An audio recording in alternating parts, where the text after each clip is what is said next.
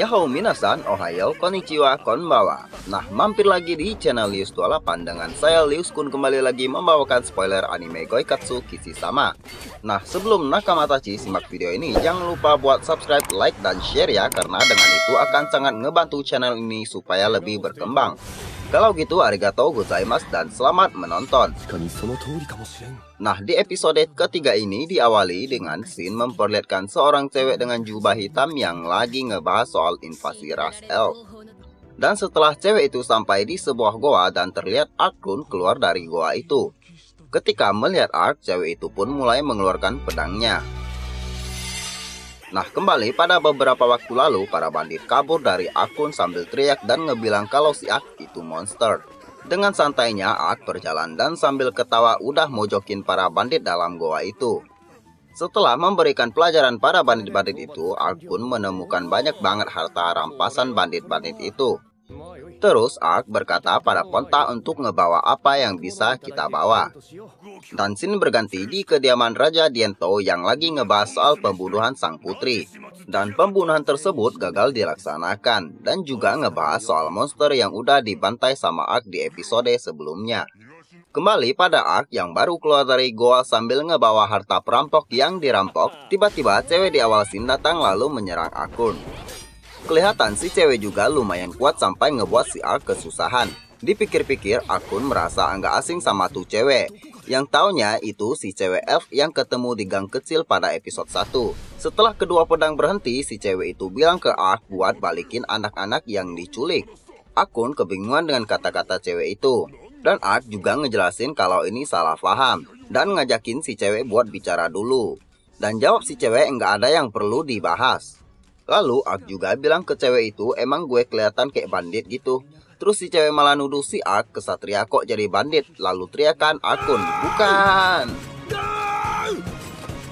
Nah, ketika pedang si cewek itu mau menusuk si Ark, tiba-tiba Ponta keluar dan si cewek menghentikan pedangnya. Lalu si cewek kaget gitu, karena si Ponta kan hewan spirit, kok bisa-bisanya berduaan sama Ark yang dikira bandit. Terus si Ark bilang ke cewek itu kalau Ponta suka sama dia karena pernah ditolongin pas di hutan. Setelah basa-basi, si cewek minta maaf sama Arkun lalu ingin memasuki goa. Lalu Ark bilang ke cewek itu kalau di goa itu udah nggak ada apa-apa lagi. Ark juga bertanya pada cewek itu buat apa mereka nyulik elf. Jawab si cewek kalau elf bisa dijual sebagai budak dengan harga yang mahal. Setelah si cewek itu mau pergi, Ark bilang ke cewek itu kalau dia ras elf pertama yang ia temui. Dan Ark juga menawarkan bantuan. Tapi si cewek itu langsung nolaknya. Entah kenapa kok si Ark gembira banget dengan penolakan itu. Nah, scene berganti dengan makan malam yang lahap. Dan Arkun berpikir gimana caranya buat nemuin si cewek elf itu lagi. Dengan semangatnya, Ark nggak nyerah buat nyari si cewek elf itu mau gimana pun caranya. Dan udah nentuin besok Ark akan mencari si cewek elf itu. Nah, di keesokan harinya, Arkun memulai pencarian dengan informasi dari Guil. Kalau tempat tinggal elf itu dekat dengan hutan. Tiba-tiba Ponta merasakan sesuatu. Dan ada juga teriakan cowok yang lagi ngejar anak elf lalu menangkapnya. Yang taunya ternyata mereka adalah bandit-bandit yang nyulik anak-anak elf buat dijual. Dan terlihat beberapa anak elf yang udah ketangkep. Arkun yang lagi sembunyi di semak-semak hendak bertindak. Dan sebelum ia beraksi, ternyata si cewek elf itu tiba-tiba muncul buat ngelawan para bandit-bandit itu.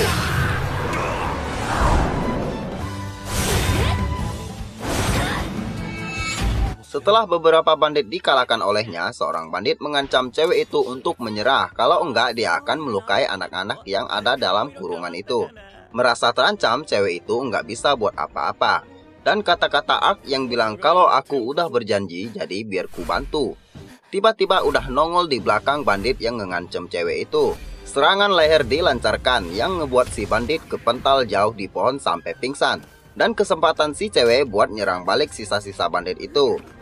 Setelah semua bandit itu dipantai, cewek itu mau ngeluarin anak-anak itu dari kurungan, tapi itu membutuhkan kunci. Dan Ark datang lalu berkata biar aku yang bukain pintunya. Setelah ngebukain pintu, bukannya anak-anak itu senang, tapi malah ketakutan melihat Arkun. Cewek yang melihat anak-anak itu memakai kalung penyeger roh itu yakin kenapa anak-anak ini nggak bisa kabur dan bingung cara lepasin kalungnya. Melihatnya, Akun menawarkan bantuan untuk ngelepasin kalung itu.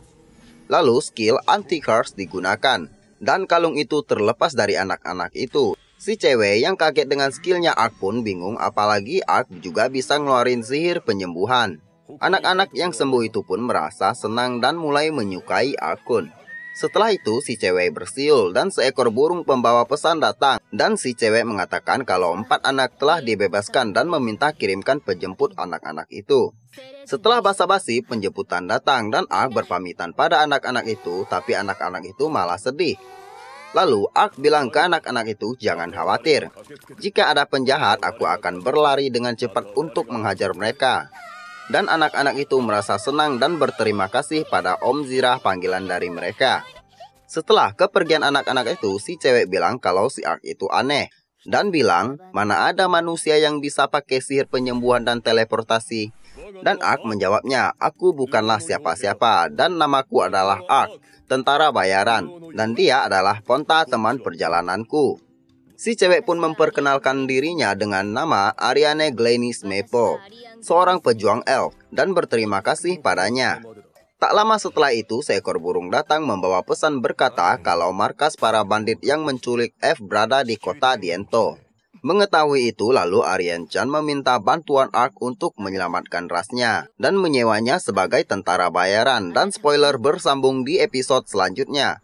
Nah, nakamatachi arigatou gozaimasu karena telah menonton spoilernya dari awal sampai akhir. Dukung terus channel ini dengan klik tombol subscribe, like, dan share agar channel ini tetap update video terbaru untuk menghibur nakamatachi. Nah, kalau gitu arigatou gozaimasu. Sampai ketemu lagi di video berikutnya. Ja, mata ne.